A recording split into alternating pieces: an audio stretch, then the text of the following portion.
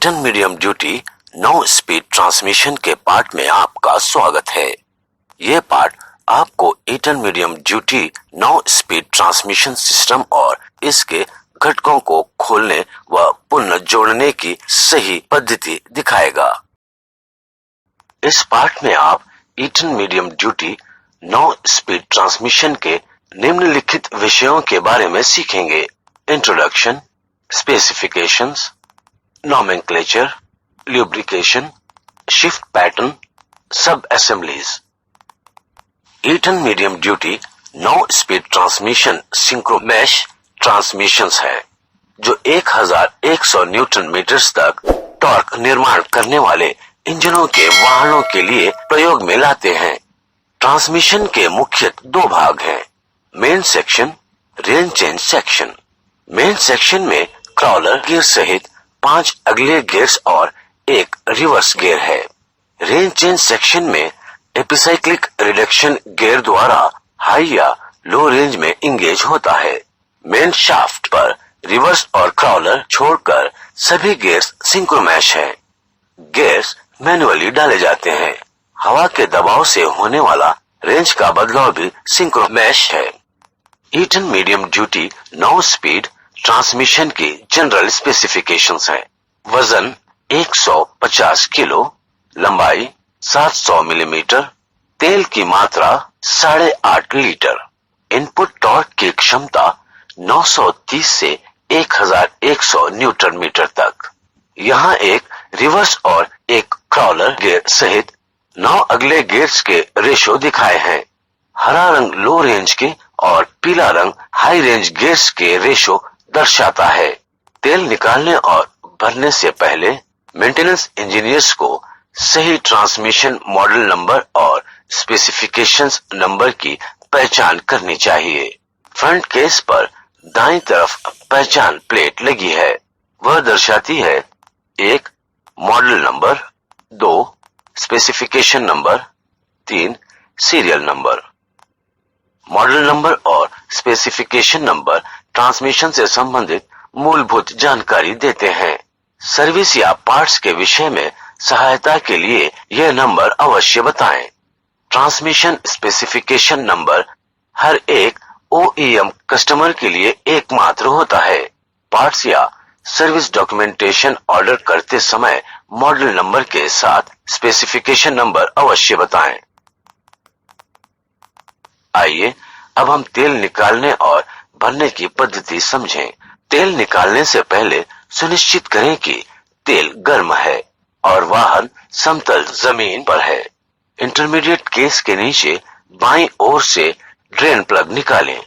तेल भरने से पहले ऑयल स्टेनर को केरोसिन या पैराफिन जैसे सॉल्वेट से साफ करें।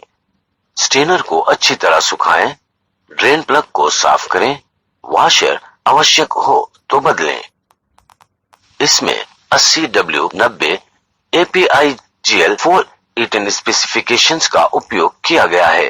तेल का लेवल जांच करने या तेल भरने से पहले इस पर ध्यान दें कि वाहन समतल जमीन पर है। तेल का स्तर फिलर प्लग होल तक है। तेल ड्रेन का अंतराल OEM द्वारा अनुमोदित होगा। तेल को फिलर ओपनिंग तक भरें। ज्यादा तेल ना भरें, इससे तेल फ्रंट और रियर सीलों से बाहर फेंका जाता है। अलग अलग प्रकार के तेल मिक्स ना करें। ट्रांसमिशन का ऑपरेटिंग तापमान लंबे समय तक 120 डिग्री सेल्सियस से अधिक ना हो। इससे तेल और ट्रांसमिशन की आयु कम होती है। ऑपरेटिंग तापमान अधिक होने के ये कारण हो सकते हैं। 32 किलोमीटर प्रति घंटे से कम गति पर वाहन का अधिकतर समय चलना, इंजन का ज्यादा RPM, ज्यादा बाहरी तापमान व ट्रांसमिशन के गिर्द हवा का कम बहाव, एग्जॉस्ट का ट्रांसमिशन के अत्यधिक पास होना, लंबे समय तक high power PTO operation. Eaton medium duty 9 speed transmission में एक अनोखा एक ही रॉड वाला सेलेक्टर मैकेनिज्म है। जब रेंज लो हो तो मेन सेक्शन में रिवर्स क्रॉलर या लो पहला, दूसरा, तीसरा या चौथा गियर लगा सकते हैं। जब रेंज हाई में शिफ्ट की जाती है तो मेन सेक्शन का पहला, दूसरा, तीसरा या चौथा गियर क्रमश पांचवा, छठा, सातवां या आठवां गियर बन जाता है। रेंज को लो से हाई में बदलने के लिए ड्राइवर गियर शिफ्ट नॉब को अपनी हथेली से दबाएं। पांचवा, छठा न्यूट्रल की तरफ करता है। हाई से लो में बदलने के लिए रेंज डिटेंट स्प्रिंग फोर्स को पार करके दबाएं। तीसरा, चौथा न्यूट्रल में धकेल कर लीवर को अपनी पोजीशन आप लेने दें और गियर में शिफ्ट करें। चेतावनी, यदि वाहन की गति 32 से 35 किलोमीटर प्रति घंटे से अधिक हो तो लो रेंज में शिफ्ट न करें। लोडेड वाहन केवल लो या क्रॉलर गियर में ही स्टार्ट करें। गाड़ी रोकते समय क्रॉलर गियर का प्रयोग कभी ना करें। Eaton medium duty 9 speed transmission के ये मुख्य भाग हैं। 1. Intermediate case. 2. Lay shaft assembly. 3. Main shaft assembly selector assembly सहित। 4. Front case. 5. Input shaft assembly. 6. Range assembly. 7. Clutch housing. 8. Low remote control assembly. इसके साथ प्रोडक्ट जानकारी का पार्ट पूरा होता है।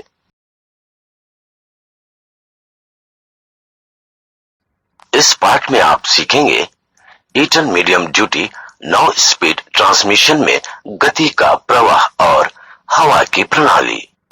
गति का प्रवाह समझने के लिए आइए हम पहले गियर में पावर ट्रांसमिशन सीखें। इंजन से पावर क्लच द्वारा इनपुट शाफ्ट को जाती है। इनपुट शाफ्ट का गियर काउंटर शाफ्ट के बड़े गियर के साथ हमेशा मैश में रहता है। जब आप लो रेंज में फर्स्ट गियर चुनते हैं तो शिफ्टर फोक फर्स्ट गियर को लगाने के लिए इसके सिंक्रोनाइजर से लगाता है। गति पहले गियर के द्वारा काउंटर शाफ्ट से मेन शाफ्ट को जाती है, तब वहां से प्लैनेटरी गियर को जाती है। प्लैनेटरी गियर में गति कम की जाती है और आउटपुट शाफ्ट को दी जाती है। आइए हम छठे गियर में गति का प्रवाह सीखें। जब आप हाई रेंज में छठा गियर चुनते हैं तो शिफ्टर फोक छठे गियर को लगाने के लिए सिंक्रोनाइजर को चलाता है। पावर दूसरे गियर से मेन शाफ्ट को जाती है, वहां से पावर प्लैनेटरी गियर को जाती है। अब प्लैनेटरी गियर में गति कम नहीं होती और आउटपुट उसी गति पर आउटपुट शाफ्ट तक जाती है। तत्व एनुलस को स्थिर रखकर सन गियर घुमाया जाए तो प्लैनेट गियर्स अपनी अपनी शाफ्ट के गिर्द घूमते हैं। परिणाम स्वरूप प्लैनेट कैरियर सन गियर की दिशा में परंतु कम गति से घूमता है। आउटपुट शाफ्ट प्लैनेट कैरियर के साथ घूमती है। व्यवहारिक उपयोग: लो range 3.55:1 reduction, range change sliding sleeve जो कि एनुलस के साथ जुड़ी है। पीछे की ओर जाने से रियर केस में सिंक्रो फ्लांज जो कि रिएक्शन पेड पर स्थापित है के साथ मैश हो जाती है और एनुलस लॉक हो जाता है। आउटपुट शाफ्ट उसी दिशा में परंतु सन गियर से कम गति से घूमती है। High range 1:1 no reduction direct drive, range change sliding sleeve आगे की ओर प्लैनेट कैरियर पर सिंक्रो फ्लांज के साथ मैश हो जाती है और एनुलस और प्लैनेट कैरियर आउटपुट शाफ्ट एक साथ लॉक हो जाते हैं। अब प्लैनेट गियर्स अपनी अपनी शाफ्ट के गिर्द घूम नहीं सकते और संपूर्ण प्लैनेटरी असेंबली एक ही शाफ्ट की भांति हो जाती है। इसलिए आउटपुट शाफ्ट और सन गियर एक ही गति से घूमते हैं। आइए अब हम हवा की प्रणाली सीखें। रेंज का बदलाव भी अगले गियर्स जैसे कि 1, 2, 3, 4 की तरह सिंक्रोनाइज्ड है। वाहन के एयर सिस्टम से कंप्रेस्ड एयर प्राप्त होती है। रेंज बदलाव हवा के दबाव से काम करता है। वाहन से हवा प्रेशर रेगुलेटर को आती है और उसके बाद नियंत्रित दबाव 5.3 से 5.7 बार डायरेक्शन कंट्रोल वाल्व को जाती है। लो रेंज में डायरेक्शन कंट्रोल वाल्व नहीं दबता। जब गियर शिफ्ट लीवर को न्यूट्रल क्रॉस गेट 3-4 के पार एक डिटेंट को पार कर 5-6 में धकेला जाता है, तब हाई रेंज पोर्ट द्वारा हवा रेंज सिलेंडर में जाती है। ये रेंज स्लाइडिंग स्लीव को प्लैनेट गियर कैरियर से लॉक करती है।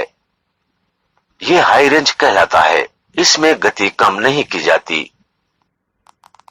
हाई रेंज में जब गियर शिफ्ट लीवर को क्रॉस गेट 5-6 से डिटेंट के पार 3-4 न्यूट्रल क्रॉस गेट में धकेला जाता है, तब इससे डायरेक्शन कंट्रोल वाल्व रिलीज होकर हवा लो रेंज पोर्ट से रेंज सिलेंडर में जाती है।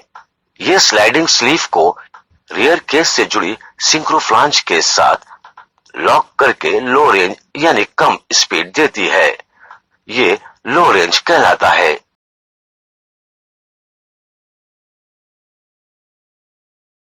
इस पार्ट में हम ट्रांसमिशन के डिसअसेंबली के बारे में सीखेंगे। वाहन को समतल जमीन पर पार्क करें, पार्किंग ब्रेक्स लगाएं और पहियों तले ऊटी लगाएं। ड्रेन प्लग के पास तेल रिसाव की जांच करें। ड्रेन प्लग और आसपास की जगह साफ करें। ड्रेन प्लग निकालें। तेल गर्म स्थिति में ही ट्रांसमिशन से निकालें। हाउसिंग और प्लग के थ्रेड साफ करें। स्ट्रेनर को धोएं या बदल दें। आवश्यक हो तो वॉशर भी बदल लें। चेन और हॉइस से ट्रांसमिशन को ऊपर उठाएं और ओवरहॉलिंग स्टैंड पर माउंट करें। हवा की ट्यूबों के छोरों पर चिन्ह लगाएं। हवा की ट्यूब को pressure regulator, direction control valve और शिफ्ट सिलेंडर से अलग करें। क्लच हाउसिंग के नट्स निकालें। क्लच हाउसिंग को सॉफ्ट मैलेट से टैप करके निकालें। प्रेशर रेगुलेटर के माउंटिंग ब्रैकेट का बोल्ट निकालें। प्रेशर रेगुलेटर सहित माउंटिंग ब्रैकेट को निकालें। ट्रांसमिशन को न्यूट्रल करें। 3 स्विचों को निकालें। न्यूट्रल और रेंज इंडिकेटर स्विच बोर्ड से एक गोली मैग्नेट से निकालें। स्पीडो सेंसर को निकालें। एलआरसी के बोल्ट्स निकालें। इसे ट्रांसमिशन से अलग करने के लिए सॉफ्ट मैलेट से टैप करें। फ्लांज होल्डिंग रेंच और सॉकेट से नायलॉक नट को ढीला करें, निकालें नहीं। फ्लांज होल्डिंग रेंच निकाल दें। चेतावनी, रियर केस को आउटपुट शाफ्ट पर बेरिंग में सरकने न दें, अन्यथा रेंज सिंक्रोनाइजर के पुर्जे बिखर सकते हैं। ट्रांसमिशन घुमाकर पिछला छोर ऊपर करें। रियर केस के बोल्ट्स निकालें। लिफ्टिंग टैकल और हॉइस्ट से रियर केस असेंबली उठाएं। रियर केस को इंटरमीडिएट केस से अलग करने के लिए यदि आवश्यक हो तो सॉफ्ट मैलेट प्रयोग करें। चेतावनी, प्राई बार्स प्रयोग न करें। पेचकस या किसी अन्य टूल से ना कटाएं, क्योंकि इससे केस के कांटेक्ट सरफेस पर खरोंचें आ सकती है। सन गियर ना घूमे, इसलिए रिटेनर टूल लगाएं। बोल्ट और रिटेनर को निकालें। पहले सन गियर और फिर ऑयल मफ को, या आवश्यक हो तो दोनों को एक साथ ऑयल मफ के नीचे पकड़ते हुए पुल्लर से निकालें। ध्यान दें, सीलिंग रिंग खराब न हो। ऑयल पंप के बोल्ट्स और प्लेन और स्प्रिंग वॉशर्स निकालें। लक्स के नीचे प्राई बार या ड्रेन प्लग बोर में लीवर का प्रयोग करते हुए ऑयल पंप को डाउलन से उठाएं। बेरिंग की थ्रस्ट रिंग निकालें। रिवर्स आइडलर सर्क्लिप को निकालें। रिवर्स आइडलर शाफ्ट के अंदर स्लाइड हैमर को कसें। रिवर्स आइडलर शाफ्ट को निकालें। बोल्ट्स और रिवर्स आइडलर कवर निकालें। Reverse idler gear, 2 thrust washer, bearing और स्पेसर एक साथ निकालें। Reverse idler gear, 2 thrust washers, bearing और स्पेसर को अलग अलग करें। मैग्नेट से इंटरलॉक पिन को रेंच स्विच बोर्ड से निकालें। ट्रांसमिशन को पलटाएं। 2 स्क्रूज और स्प्रिंग वॉशर निकालें। न्यूट्रल डिटेंट प्लंजर कवर और गैस्केट को निकालें। न्यूट्रल डिटेंट स्प्रिंग और प्लंजर को निकालें। फ्रंट बेरिंग कवर के बोल्ट निकालें। ले शाफ्ट के अगले बेरिंग से स्पेसर और शिम्स निकालें। इनपुट शाफ्ट को ढीला करने के लिए उसे सॉफ्ट मैलेट से टैप करें। इनपुट शाफ्ट को बेरिंग सहित फ्रंट केस से बाहर खींचें। सेलेक्टर ब्लॉक को एक ओर करें ताकि फ्रंट केस को उठाते समय ये ना अटके। फ्रंट केस के बोल्ट्स और नट्स निकालें। कम लंबाई के बोल्ट्स की जगह नोट करें। फ्रंट केस को अलग करने के लिए इसे सॉफ्ट मैलेट से टैप करें। चेतावनी, अलग करने के लिए प्राई बार्स और चिजल्स का प्रयोग न करें, अन्यथा कॉन्टैक्ट सरफेस खराब हो सकते हैं। पायलट बेरिंग निकालें। थर्ड गियर के नीचे लिफ्टिंग टैकल लगाएं। मेन शाफ्ट असेंबली को 10 से 20 मिलीमीटर ऊपर उठाएं। ले शाफ्ट को मेन शाफ्ट से दूर हटाएं। ले शाफ्ट को उठाकर बाहर रखें। मेन शाफ्ट और सेलेक्टर शाफ्ट को एक साथ ऊपर उठाएं। सेलेक्टर शाफ्ट असेंबली को मेन शाफ्ट से अलग करें। मेन शाफ्ट के रियर बेरिंग के आउटर रेस को इंटरमीडिएट केस से बेरिंग रिप्लेसर और ड्राइवर से बाहर निकालें। उसे नीचे ना गिरने दें। आवश्यक हो तो ओ रिंग को बोर्ड से बाहर निकालें। ले शाफ्ट रियर बेरिंग कप को बाहर करें। आवश्यक हो तो एक ड्राइवर से कप प्लग को केस के अंदर से बाहर की तरफ निकालें। आवश्यक होने पर टूल से फ्रंट केस के सेलेक्टर शाफ्ट बुश को बाहर से अंदर की ओर निकालें। इंटरमीडिएट केस में से सेलेक्टर शाफ्ट बुश को पीछे से आगे की ओर बाहर निकालें। टूल से ले शाफ्ट के फ्रंट बेरिंग कप को बाहर निकालें। आवश्यक होने पर बुश एक्सट्रैक्टर और स्लाइड हैमर से इंटरमीडिएट केस से रेंच शाफ्ट बुश निकालें। इसके साथ हमने मेन ट्रांसमिशन की डिसअसेंबली सीख ली है। इस पार्ट में हम इनपुट शाफ्ट की डिसअसेंबली सीखेंगे। इनपुट शाफ्ट असेंबली को वर्कबेंच पर सपोर्ट करें। सर्क्लिप को निकालकर ग्रेडेड स्पेसर को निकालें। सपोर्ट प्लेट्स को दोनों ओर से बेरिंग की इनर रेस के नीचे रखें। बेरिंग से इनपुट शाफ्ट को नीचे दबाएं और बाहर निकालें। बेरिंग थ्रस्ट रिंग को निकालें। इसके साथ हमने इनपुट शाफ्ट की डिसअसेंबली करना सीख लिया है। इस पार्ट में हम इनपुट शाफ्ट की असेंबली करना सीखेंगे। बेरिंग को बेरिंग हीटर से 85 डिग्री सेल्सियस तक गर्म करें। गर्म की हुई बेरिंग को सपोर्ट प्लेट्स पर एक होल वाले वर्क बेंच पर रखें। बेरिंग थ्रस्ट रिंग की ग्रूव बेरिंग की तरफ करके उसे बेरिंग पर रखें। इनपुट शाफ्ट को बेरिंग में इंस्टॉल करें। इनपुट शाफ्ट को मैलेट से टैप करके ये सुनिश्चित करें कि बेरिंग गियर पर सही बैठी है। इनपुट शाफ्ट को पलटें। पुराने ग्रेडेड स्पेसर को डालें। स्पेसर के ऊपर के ग्रूव में सर्कलिप जाता है कि नहीं बाहर से जांचें। ऐसा स्पेसर चुनें जिससे सर्कलिप कम से कम प्ले से फिट हो। चुना हुआ ग्रेडेड स्पेसर बेरिंग पर रखें। सर्कलिप बिठाएं। इसके साथ हमने इनपुट शाफ्ट की असेंबली करना सीख लिया है। इस पार्ट में हम ले शाफ्ट की डिसअसेंबली सीखेंगे। सर्विस के लिए ले शाफ्ट की केवल पूरी असेंबली उपलब्ध है।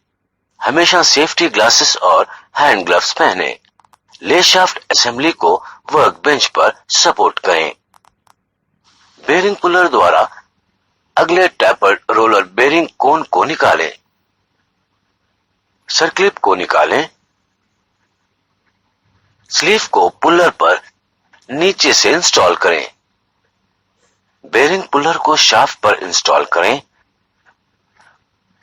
और उसके हाफ्स को स्लीव में ग्रूव के अंदर असेंबल करें ताकि नीचे की तरफ उसके लिप्स केज को नहीं रोलर को पकड़ें। स्लीव से हाफ्स को लॉक करें। यह सुनिश्चित करें कि केज खराब न हो। पुलर के स्पिंडल को कसें और बेरिंग कोन निकालें। ले शाफ्ट असेंबली को पलटकर सपोर्ट करें। बेरिंग पुलर से पिछले बेरिंग को निकालें। स्लीव को पुलर पर नीचे से इंस्टॉल करें। ले शाफ्ट बेरिंग पुलर को शाफ्ट पर इंस्टॉल करें और उसके हाफ्स को स्लीव में ग्रूव के अंदर असेंबल करें ताकि नीचे की तरफ उसके लिप्स केज को नहीं रोलर को पकड़ें। स्लीव से हाफ्स को लॉक करें। पुलर के स्पिंडल को कसें और बेरिंग कोन निकालें। इसके साथ हमने ले शाफ्ट की डिसअसेंबली पूरी कर ली है। इस पार्ट में हम ले शाफ्ट असेंबली सीखेंगे। बेरिंग कोन को बेरिंग हीटर में 85 डिग्री सेल्सियस तक गर्म करें। ले शाफ्ट असेंबली के अगले छोर को ऊपर रखते हुए वर्क बेंच पर सपोर्ट करें। गर्म बेरिंग कोन को ले शाफ्ट पर रखें। बेरिंग कोन को बेरिंग कोन इंस्टॉलर और हथौड़ी की सहायता से इंस्टॉल करें। सुनिश्चित करें कि बेरिंग सही और पूरी बैठी है। ग्रेडेड सर्कलिप्स में से कम प्लेस से फिट हो ऐसा सर्कलिप चुनें। सर्कलिप को फिट करें। ले शाफ्ट असेंबली को उल्टा करें। बेरिंग कोन को बेरिंग हीटर में 85 डिग्री सेल्सियस पर गर्म करें। गर्म की हुई बेरिंग कोन को ले शाफ्ट पर रखें। बेरिंग कोन को कोन इंस्टॉलर और हथौड़े से इंस्टॉल करें। सुनिश्चित करें कि बेरिंग ठीक से बैठी है। इसके साथ ही हमने ले शाफ्ट के साथ इसकी बेरिंग्स की असेंबली पूरी की।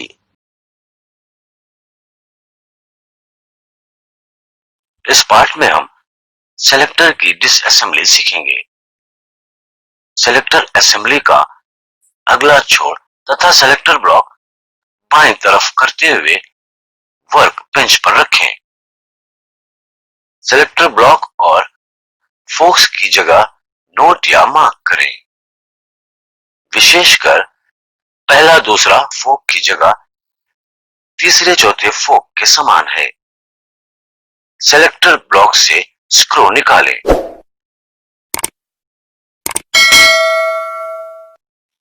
सेलेक्टर ब्लॉक और पहले दूसरे फोक को एक साथ बाएं हाथ से पकड़ें।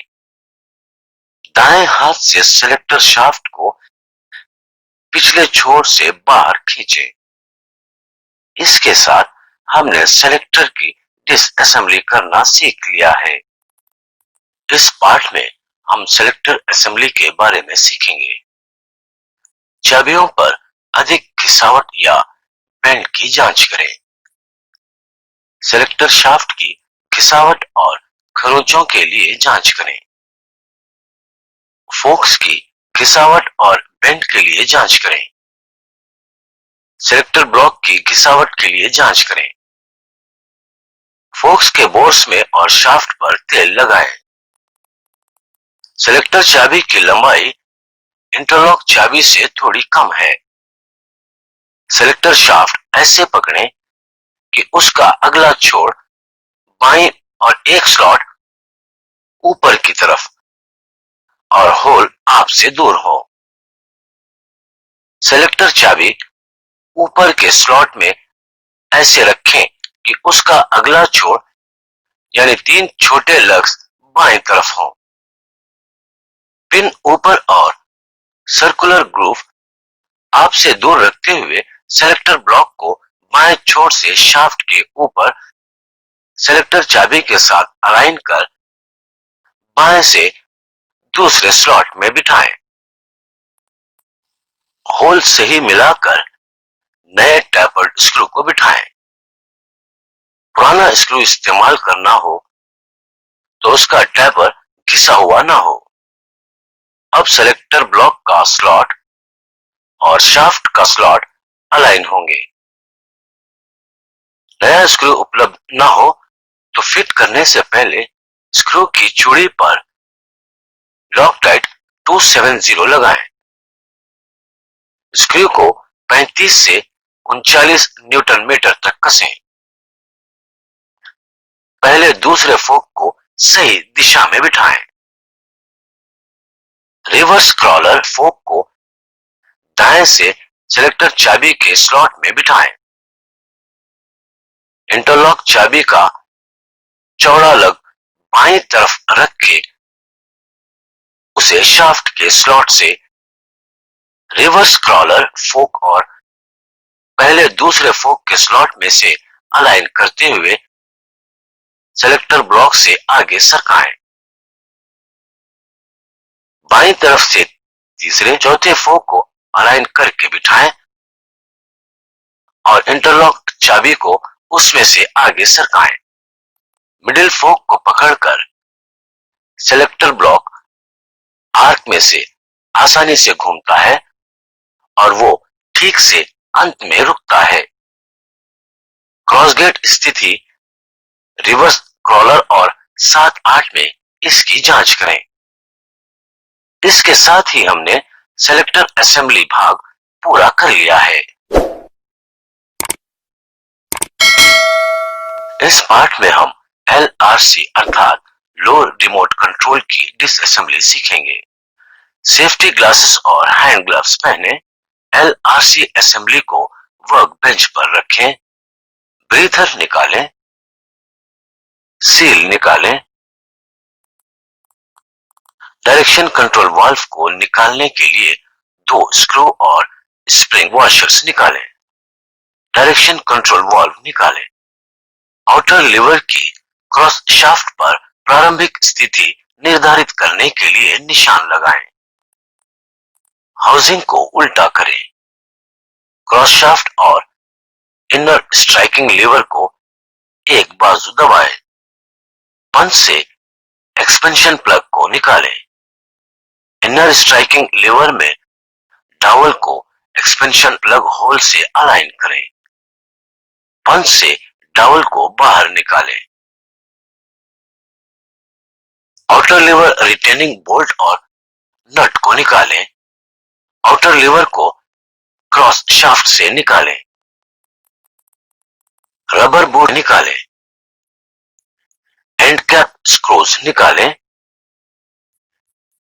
एंड कैप और ओ रिंग निकालें। एंड कैप की ओर से क्रॉस शाफ्ट को बाहर खींचें। आवश्यक हो तो ऑयल सील को निकालें।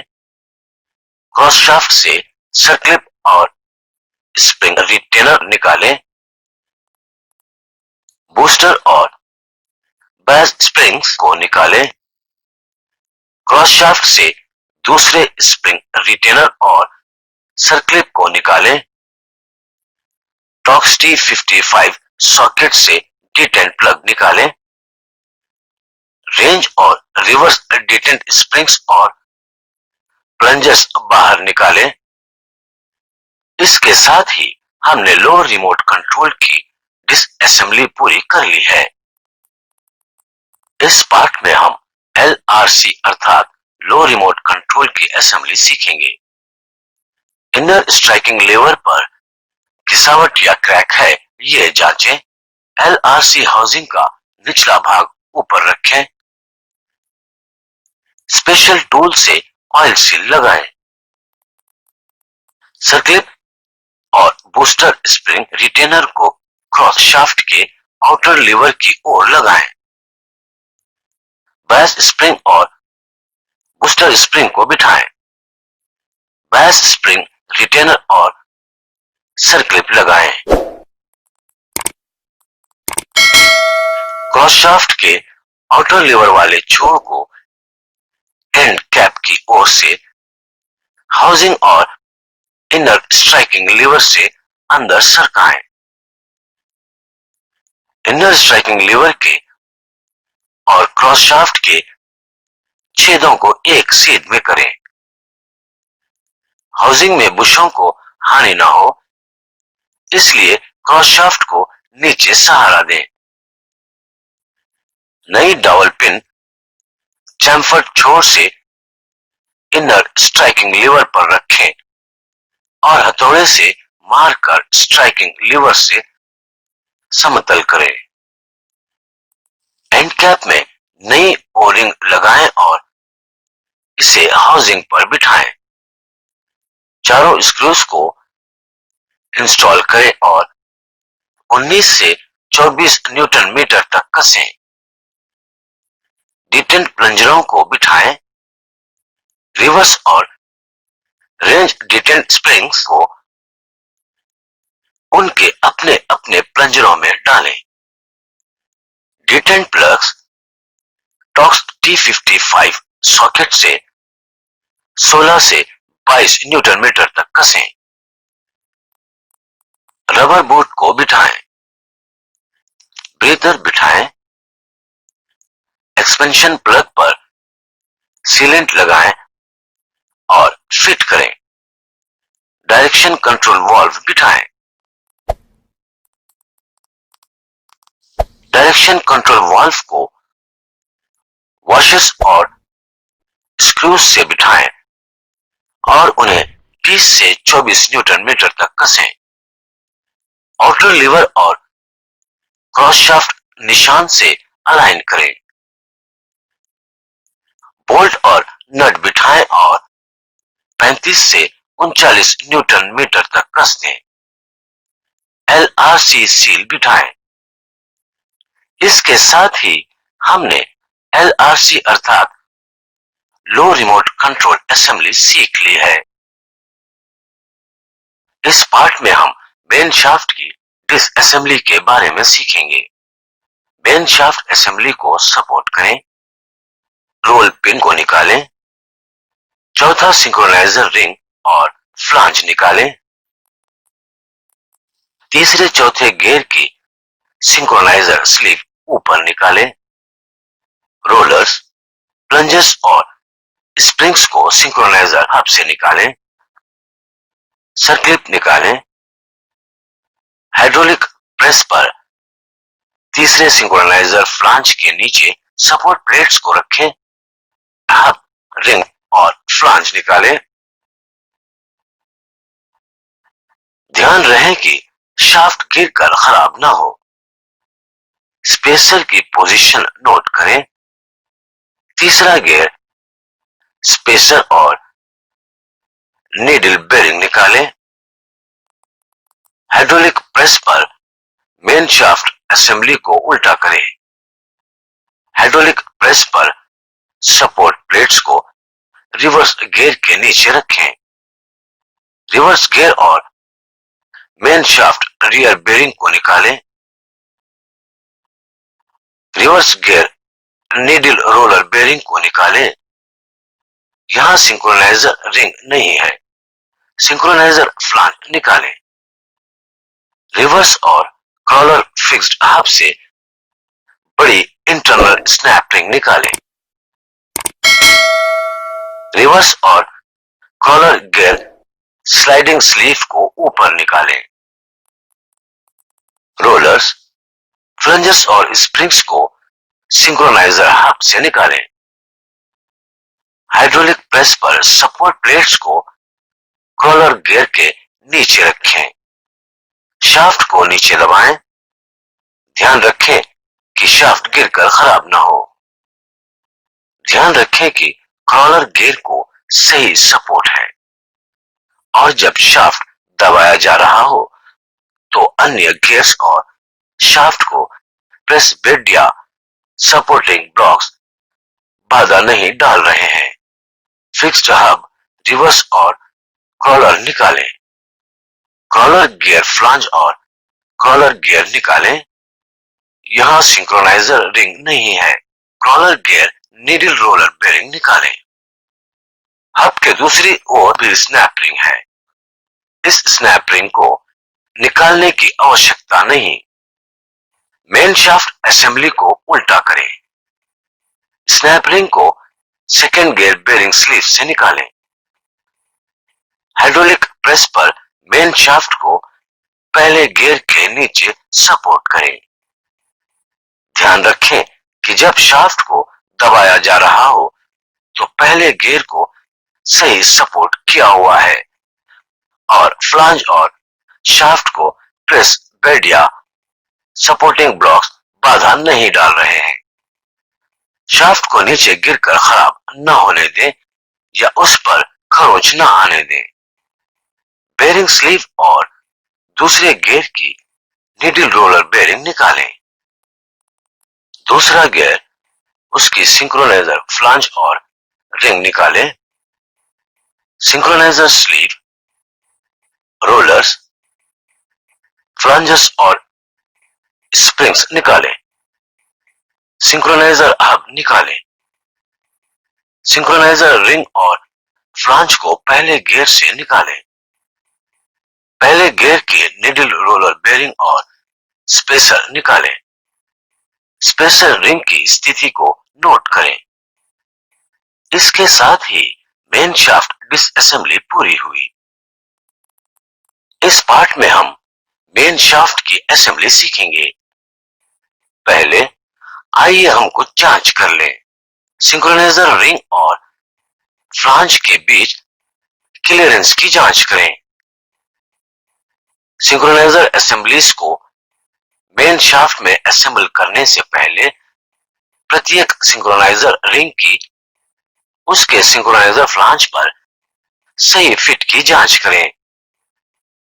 सिंक्रोनाइजर रिंग को उसके सिंक्रोनाइजर फ्लांज पर रखें। सिंक्रोनाइजर रिंग को सिंक्रोनाइजर फ्लांज पर दबाकर पकड़ें। फीलर गेज से घेरे के अलग अलग स्थानों पर रिंग और फ्लांज के बीच क्लियरेंस नापें। यह कम से कम आधा मिलीमीटर होनी चाहिए।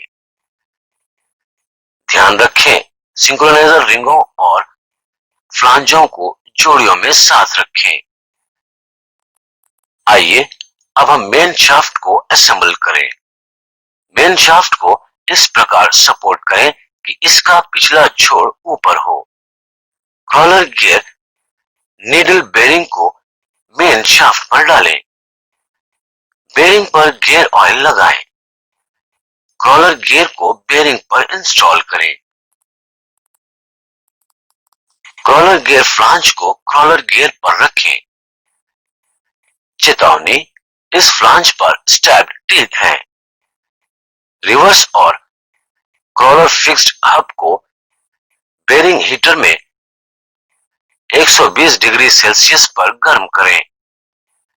गर्म हब को इस प्रकार डालें कि दूसरी स्नैप रिंग कॉलर गियर की ओर हो। फिक्स्ड हब को पूरी तरह प्रेस करें और 2 मिनट तक दबाए रखें। ग्रेडेड स्नैप रिंग्स की रेंज से ग्रूव में बैठने वाली सबसे मोटी रिंग चुनें।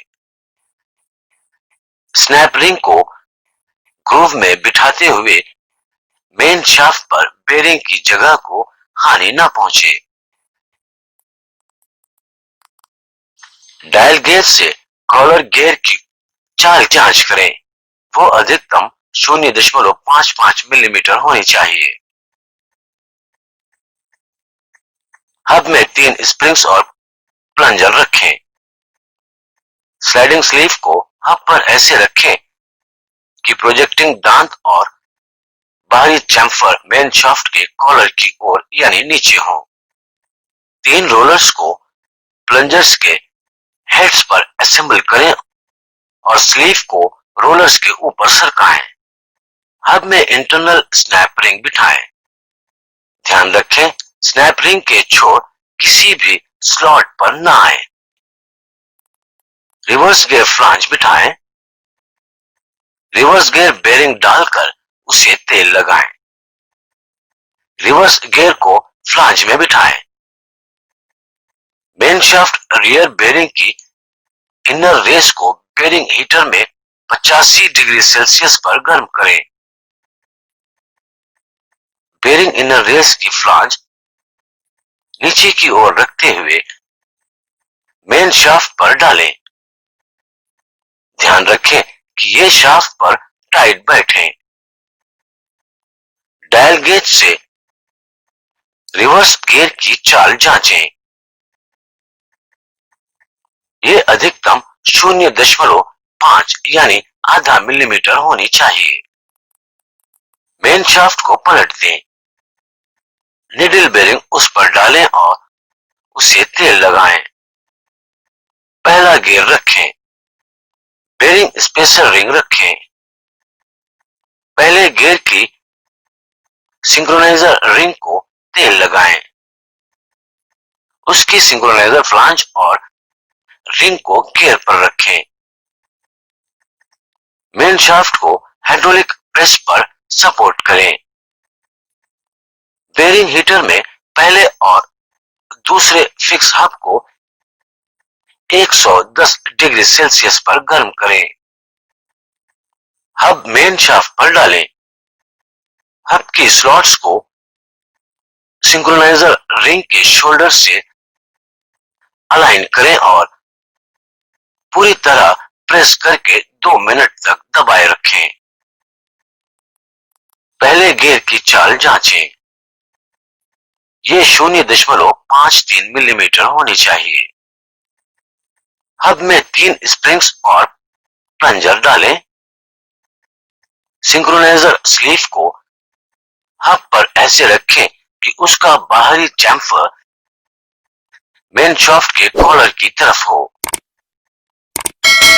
3 रोलर्स को फ्लंजर्स के हेड्स पर रखें। असेंबल करें और स्लीव को रोलर्स के ऊपर सरकाएं। सिंक्रोनाइजर रिंग को तेल लगाएं।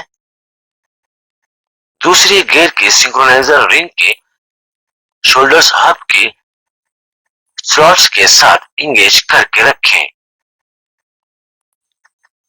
दूसरे गियर की सिंक्रोनाइजर फ्लांज को रखें। बेरिंग को तेल लगाएं।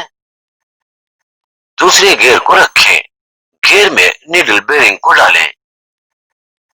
दूसरे गियर की बेरिंग स्लीव को बेरिंग हीटर में 110 डिग्री सेल्सियस पर गर्म करें।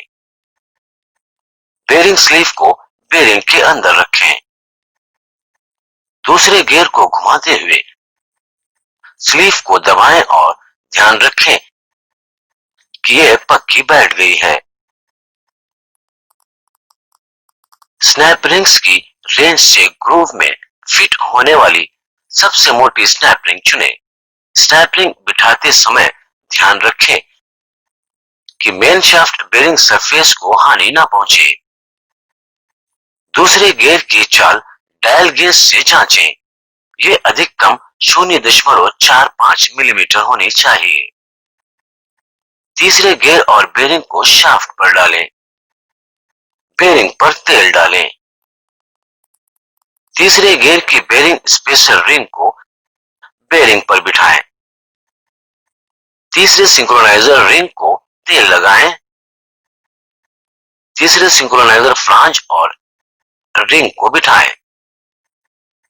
तीसरे चौथे सिंक्रोनाइजर हब को बेरिंग हीटर में 110 डिग्री सेल्सियस पर गर्म करें। हब के प्रोजेक्टिंग बॉस को नीचे करके शाफ्ट पर बिठाएं।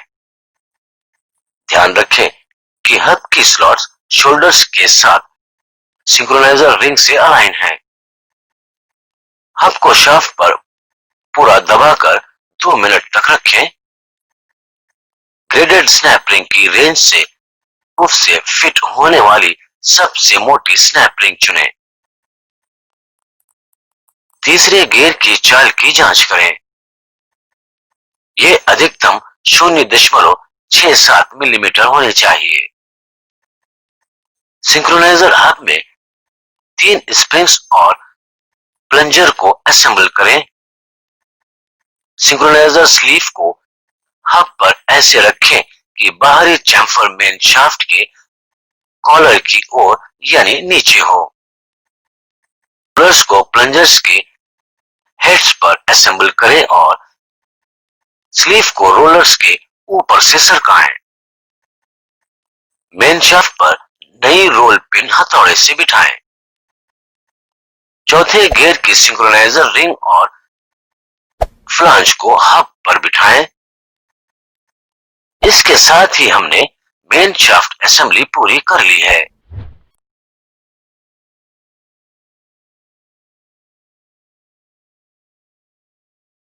इस पार्ट में हम रियर केस की डिसअसेंबली सीखेंगे।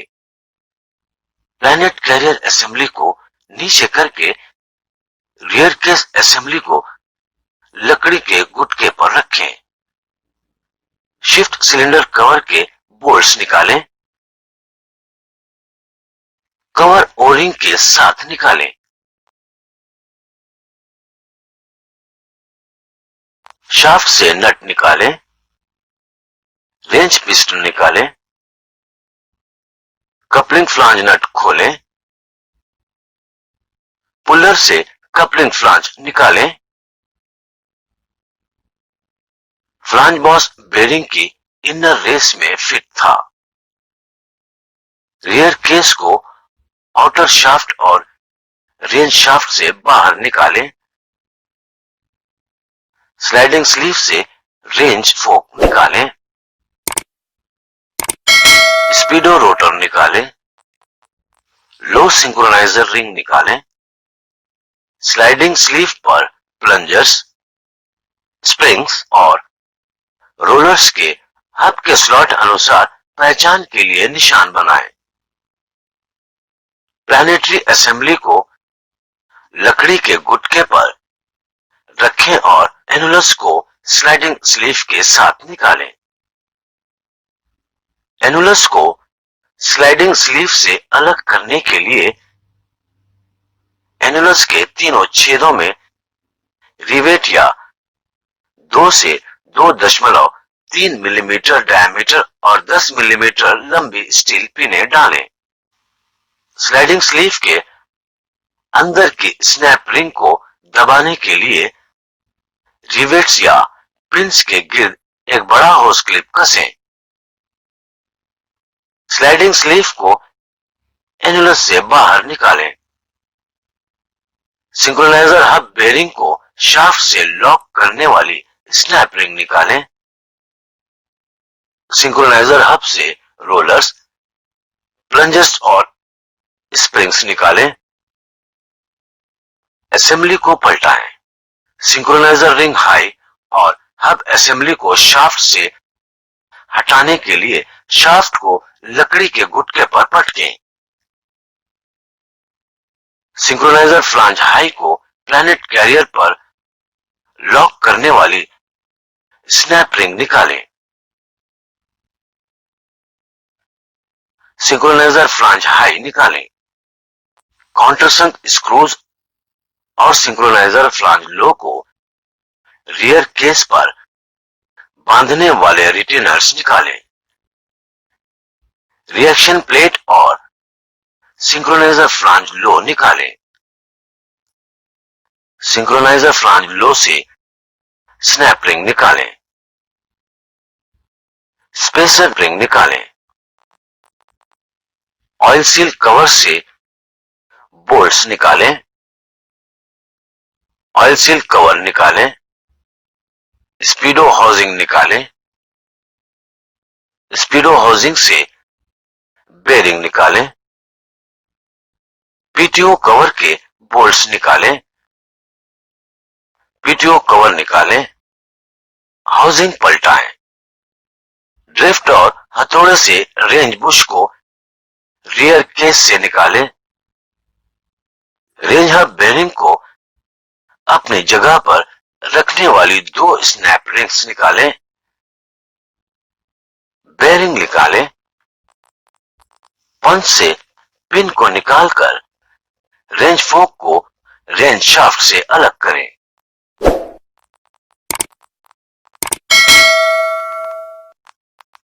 अब हम प्लैनेट कैरियर असेंबली को डिसमेंटल करना सीखेंगे। प्लैनेट कैरियर में से ग्रब स्क्रू निकालें। ध्यान रहे स्क्रू को पिन पंच से पिनिंग की गई है। स्क्रू निकालने के लिए स्क्रू के आसपास की जगह हल्की ड्रिल करनी होगी।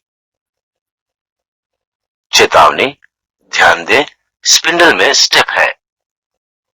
स्पिंडल को केवल एक ही ओर से बाहर निकाला जा सकता है। Planet gear, bearing rollers, spacer और थ्रस्ट वॉशर्स को प्लैनेट कैरियर से बाहर निकालें। बाकी चारों प्लैनेट गियर्स को निकालें। इसके साथ ही हमने रियर केस और प्लैनेट कैरियर की डिसअसेंबली पूरी सीख ली। इस पार्ट में हम रियर केस की असेंबली करना सीखेंगे। आइए पहले हम प्लैनेट कैरियर सीखें। एक फ्लैट प्लेट पर एक थ्रस्ट वॉशर और एक वॉशर रखें। घेर को थ्रस्ट वॉशर पर रखें। घेर के बोर में पेट्रोलियम जेली लगाएं। कुल 36 रोलर्स हैं। 18 रोलर्स रखें। स्पेसर को रोलर्स पर रखें। 18 रोलर्स को स्पेसर पर रखें और वॉशर डालें। थ्रस्ट वॉशर लगाएं। प्लैनेट कैरियर का आउटपुट शाफ्ट नीचे की तरफ करके वर्क बेंच पर रखें। असेंबल्ड गियर को प्लैनेट कैरियर में सरकाएं। ध्यान रहे कि स्पिंडल का लोकेटिंग होल कैरियर में ग्रब स्क्रू होल से अलाइन है। हथौड़े से स्पिंडल को कैरियर में बिठाएं। थ्रेड साफ है, यह ध्यान देते हुए नए ग्रब स्क्रू पर थ्रेड लॉकिंग सीलेंट लॉकटाइट 270 लगाएं। ग्रब स्क्रू बिठाएं और 5 से 8 न्यूटन मीटर टॉर्क तक कसें और पंच से लॉक करें। बाकी 4 प्लैनेट गियरों के लिए भी यही पद्धति अपनाएं।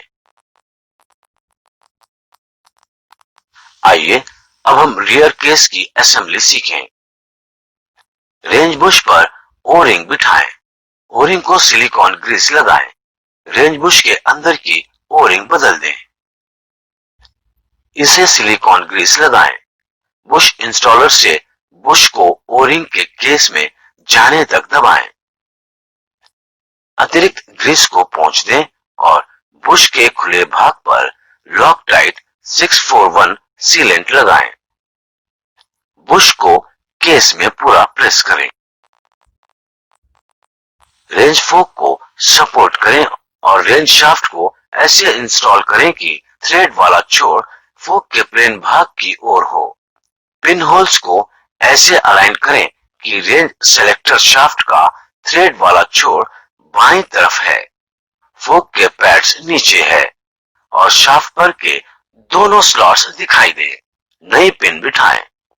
रेंज सिंक्रोनाइजर हब में एक स्नैप रिंग बिठाएं। हब में बेरिंग बिठाएं। दूसरी स्नैप रिंग भी सिंक्रोनाइजर हब में बिठाएं। एनुलस का प्लेन भाग नीचे करके उसे बेंच पर रखें। स्नैप रिंग स्लाइडिंग स्लीव में बिठाएं। स्लाइडिंग स्लीव एनुलस में रखें और स्नैप रिंग ऐसे अलाइन करें कि इसके दो छोर एनुलस के किसी दो छेदों के मध्य में हो। स्नैप रिंग एनुलस में स्नैप रिंग को कंप्रेस करें और स्लीव को एनुलस में धकेलें। स्नैप रिंग एनुलस में फैलकर दो भागों को एक साथ जोड़ देगी। आउटपुट शाफ्ट असेंबली को लगभग 100 मिलीमीटर मोटी मजबूत सपोर्ट पर रखें। सिंक्रोनाइजर फ्लांज को स्प्लाइंस पर रखें। स्नैप रिंग बिठाएं। ध्यान रहे रिंग और फ्लांज के बीच कम से कम 0.5 मिलीमीटर क्लियरेंस हो। रिंग नीचे दबाएं और फिलर गेज से रिंग और फ्लांज के बीच क्लियरेंस नापें। यदि क्लियरेंस स्पेसिफिकेशंस के अनुसार न हो तो नए रिंग और फ्लांज लें। सिंक्रोनाइजर रिंग को तेल लगाएं। सिंक्रोनाइजर रिंग को सिंक्रोनाइजर फ्लांज के ऊपर रखें। हब के स्लॉट्स को सिंक्रोनाइजर रिंग के शोल्डर से अलाइन करते हुए सिंक्रोनाइजर हब और बेरिंग असेंबली को शाफ्ट पर रखें। एक सॉफ्ट मैलेट और मैंडल से हब को बेरिंग पूरी तरह बैठने तक ठोकें। स्नैप रिंग बिठाएं। प्लंजर और स्प्रिंग्स को स्लॉट्स में बिठाएं।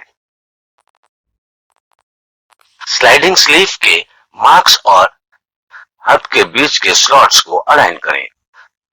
एनुलस और स्लाइडिंग स्लीव असेंबली को प्लैनेट गेट्स के ऊपर से सरकाएं।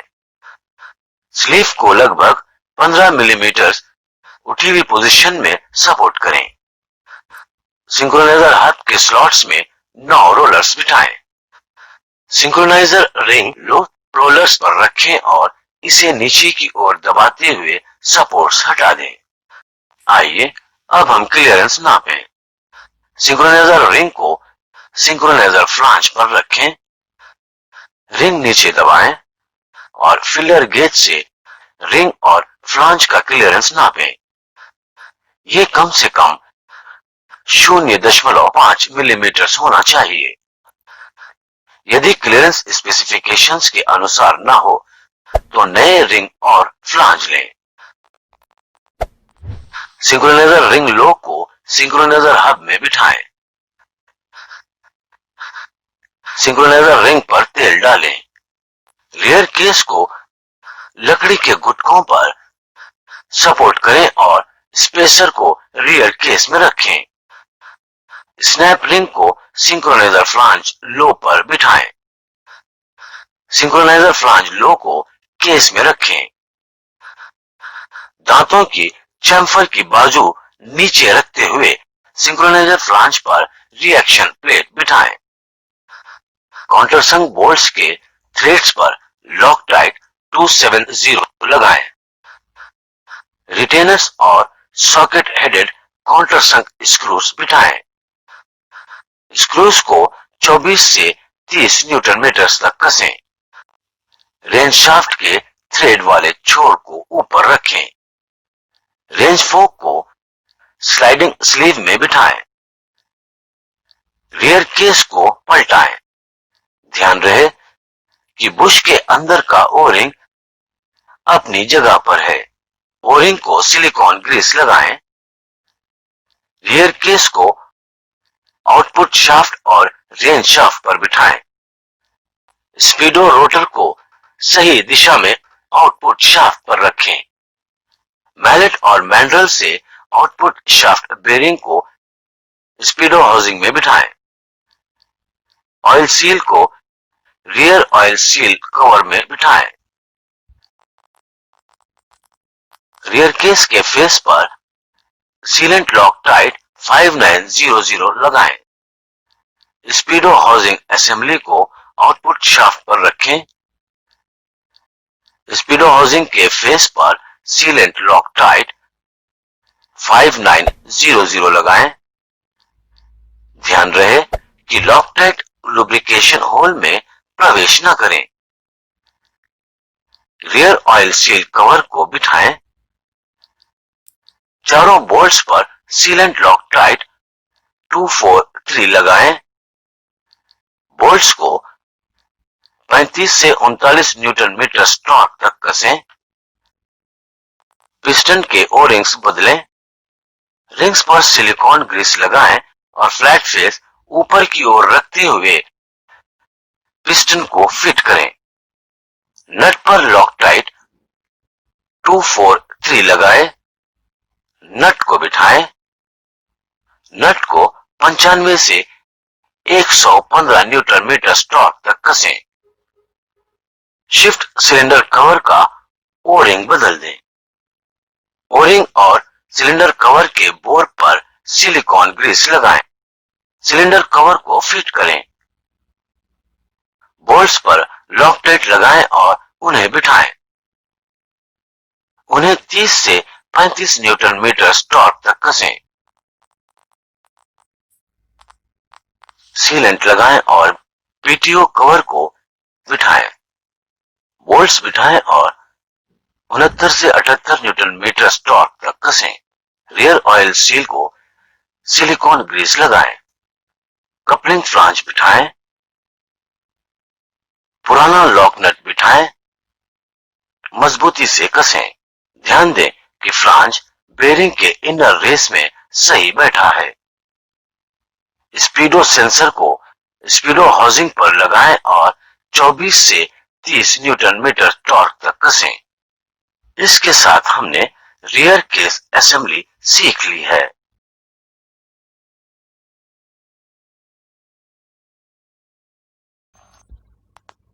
इस पार्ट में हम ट्रांसमिशन की असेंबली सीखेंगे। सेफ्टी ग्लासेस और हैंड ग्लव्स पहने। पुराना लिक्विड गैस्केट मटेरियल सभी जुड़े भागों से साफ करें। सभी पुर्जे अच्छी तरह साफ करें। बोल्ट्स और स्क्रूज को पुनः उपयोग करते समय सुझाए गए थ्रेड लॉक सीलेंट को थ्रेड्स पर लगाएं। इंटरमीडिएट केस का पिछला भाग ऊपर करके इसे स्टैंड में पकड़ें। ले शाफ्ट रियर बेरिंग कप को कप इंस्टॉलर से इंटरमीडिएट केस में बिठाएं। यह बेरिंग बोर के रियर फेस से समतल हो। रेंज बुश को बिठाएं। इंटरमीडिएट केस के बेरिंग बोर में ओ रिंग बिठाएं। रियर बेरिंग को स्पेशल टूल से बाहर की स्नैप रिंग काउंटर बोर्ड पर टिकने तक बिठाएं। केस को पलटाएं। ले शाफ्ट असेंबली को अगला छोर ऊपर रखते हुए उठाएं और इंटरमीडिएट केस में बेरिंग कप के अंदर एक ओर झुकाकर रखें।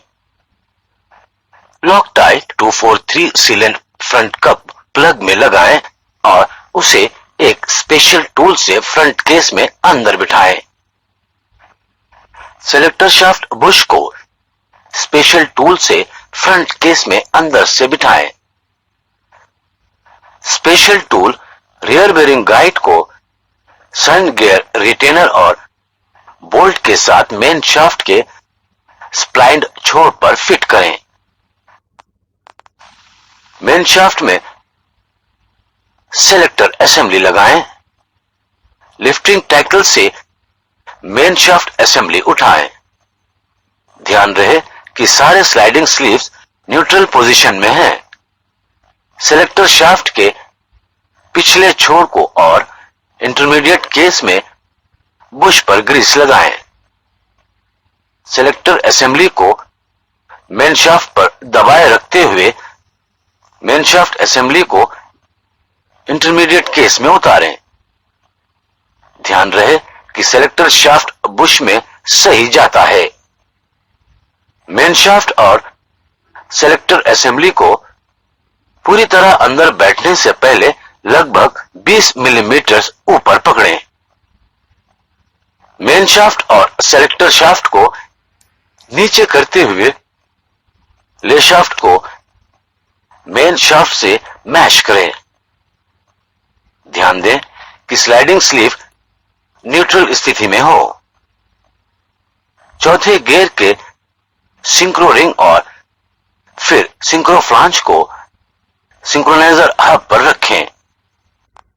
पायलट बेरिंग को मेन शाफ्ट पर रखकर उस पर तेल लगाएं। इंटरमीडिएट केस कांटेक्ट फ्लांज पर सीलेंट लॉकटाइट 5900 लगाएं।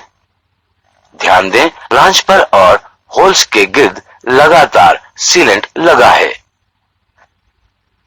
चेतावनी, ध्यान दें सेलेक्टर ब्लॉक फ्रंट केस लगाते समय रुकावट न करें।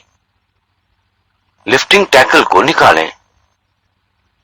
फ्रंट केस को इंटरमीडिएट केस पर बिठाएं। ध्यान दें कि सेलेक्टर शाफ्ट अगले बुश में प्रवेश करती है। बोल्ट्स और नट्स को बिठाएं। लंबे बोल्ट्स और नट्स को 45 से 55 न्यूटन मीटर और छोटे बोल्ट्स को 30 से 40 न्यूटन मीटर तक कसें। Lay shaft front bearing cup installer से lay shaft front bearing cup को फ्रंट केस में इंस्टॉल करें। केसों को पलटाएं। पिछला भाग ऊपर की तरफ हो। Main shaft rear bearing guide special tool निकालें। Main shaft rear bearing thrust washer को इंस्टॉल करें। चेतावनी, ध्यान रहे कि ऑयल ग्रूव बेरिंग की तरफ हो। चेतावनी, ध्यान रहे कि ऑयल पंप का मेटिंग सरफेस साफ हो। ध्यान रहे कि ऑयल पंप रोटर पर फ्लैट्स ले शाफ्ट पर फ्लैट से अलाइन हो। ऑयल पंप को इंस्टॉल करें। प्लेन व स्प्रिंग वॉशर्स और बोल्ट्स को इंस्टॉल करें। बोल्ट्स 35 से 40 न्यूटन मीटर तक कस दें। ऑयल स्ट्रेनर आवश्यक हो तो नई वॉशर और ड्रेन प्लग को इंस्टॉल करें। प्लग को 40 से 47 न्यूटन मीटर तक कस दें। ऑयल मफ सीलिंग रिंगों में खराबी या वेयर की जांच करें। रिंग और ऑयल मफ में कम से कम क्लियरेंस 0.2 मिलीमीटर होनी चाहिए। ऑयल मफ को तेल लगाएं। इसे मेन शाफ्ट के पिछले छोर पर बिठाएं। सीलिंग रिंग को उंगलियों से चारों तरफ से दबाएं और ऑयल मफ को ऑयल पंप बोर में सरकाएं। यदि आवश्यक हो तो सन गियर को 85 डिग्री सेल्सियस तक गर्म करके बिठाएं। रिटेनर रखें। लॉकटाइट 270 को थ्रेड्स पर लगाकर पुराने या नए पैच लॉक स्क्रू बिठाएं। मेन शाफ्ट को घूमने से रोकने के लिए सन गियर रिटेनर बिठाएं। बोल्ट को 225 से 255 न्यूटन मीटर तक कसें। ट्रांसमिशन को पलटाकर अगला भाग ऊपर करें। इनपुट शाफ्ट और बेरिंग असेंबली को फ्रंट केस पर बिठाएं। आवश्यक हो तो स्पेशल टूल से फ्रंट बेरिंग कवर में नई ऑयल सील बिठाएं। ऑयल सील में ग्रीस कैस्ट्रॉल AP3 लगाएं। चेतावनी, सील रुकने तक दबाएं। ले शाफ्ट बेरिंग की प्री लोड पद्धति देखें। प्री लोड 0.075 से 0.125 मिलीमीटर है। Lay shaft front bearing outer race को सभी तरफ से टैप करते हुए इनपुट शाफ्ट को घुमाएं। फ्रंट केस की फेस से बेरिंग कप तक का अंतर नापें। मान लो अंतर 2.745 मिलीमीटर है। स्टैंडर्ड स्पेसर की मोटाई 2.1 मिलीमीटर होती है। उसकी वास्तविक मोटाई नापें। मान लो ये मोटाई 2.065 मिलीमीटर है। स्पेसर की मोटाई को बेरिंग कप तक के अंतर से घटाएं। 2.745 मिलीमीटर से घटाएं। 2.065 मिलीमीटर हमें मिलेगा 0.680 मिलीमीटर। प्रीलोड को इसमें जमा करें। 0.68 मिलीमीटर जमा 0.075 से 0.125 मिलीमीटर हमें मिलेगा 0.755 से 0.805 मिलीमीटर। यदि हम एक शिम 0.508 मिलीमीटर मोटी और दूसरी शिम 0.254 मिलीमीटर मोटी लें तो वह मोटाई होगी 0.762 अर्थात 0.755 से 0.805 मिलीमीटर। हम शिम पैक से ये दो शिम्स चुनेंगे। स्पेसर और शिम्स की इकट्ठी मोटाई 2.827 मिलीमीटर है। स्पेसर और दोनों शिम्स की मोटाई इकट्ठी नापें। इस उदाहरण में ये 2.827 मिलीमीटर होगी। चेतावनी, नीचे शिम्स और ऊपर स्पेसर बेरिंग पर रखने से फ्रंट फेस के ऊपर हल्का सा लगेगा। फ्रंट बेरिंग कवर के कॉन्टैक्ट फेस पर लॉकटाइट 5900 लगाएं और उसे बिठाएं। वॉशर्स और स्क्रूज बिठाएं। स्क्रूज को 35 से 40 न्यूटन मीटर तक कसें। ट्रांसमिशन का पिछला भाग ऊपर की तरफ करने के लिए उसे पलटें।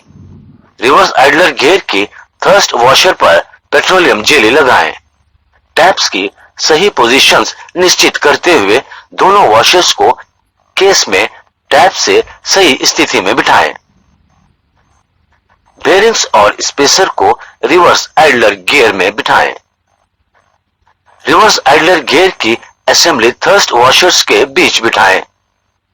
चेतावनी, ध्यान दें कि आइडलर गियर ले शाफ्ट के और मेन शाफ्ट के रिवर्स गियर के साथ मैश हैं। मोटे पिन से ठोककर रिवर्स आइडलर शाफ्ट को बिठाएं। ध्यान दें कि कोई पुर्जा अपने स्थान से ना हिले। रिवर्स आइडलर शाफ्ट को इतना ही अंदर ढकेलें कि सर्कलिप सटकर फिट हो सके। सर्कलिप को बिठाएं। Reverse idler gear cover plate पर सीलेंट लॉकटाइट 5900 लगाएं और इसे स्क्रू से 35 से 39 न्यूटन मीटर तक कसें। इंटरलॉक पिन को तेल लगाएं और उसका गोल छोर आगे रखते हुए रेंज इंडिकेटर स्विच के बोर में डालें। ध्यान दें, ये क्रॉस बोर में पूरी तरह गई हैं। इंटरमीडिएट केस के पिछले फ्लांज पर सीलेंट लॉकटाइट 5900 लगाएं। ध्यान दें, फ्लांज पर और होल्स के गिर्द सीलेंट पूरी तरह से लगा है। ध्यान दें कि ट्रांसमिशन न्यूट्रल है और इंटरलॉक पिन अपनी जगह बिठाई गई है। रियर केस असेंबली को उठाएं। रियर केस असेंबली को नीचे उतारें। ध्यान दें कि रेंज शाफ्ट इंटरमीडिएट केस के बुश के साथ अलाइन है। सन और प्लैनेट गेट्स को मैश करने के लिए आउटपुट फ्लांज को घुमाएं। रियर केस असेंबली को इंटरमीडिएट केस पर टिकाएं।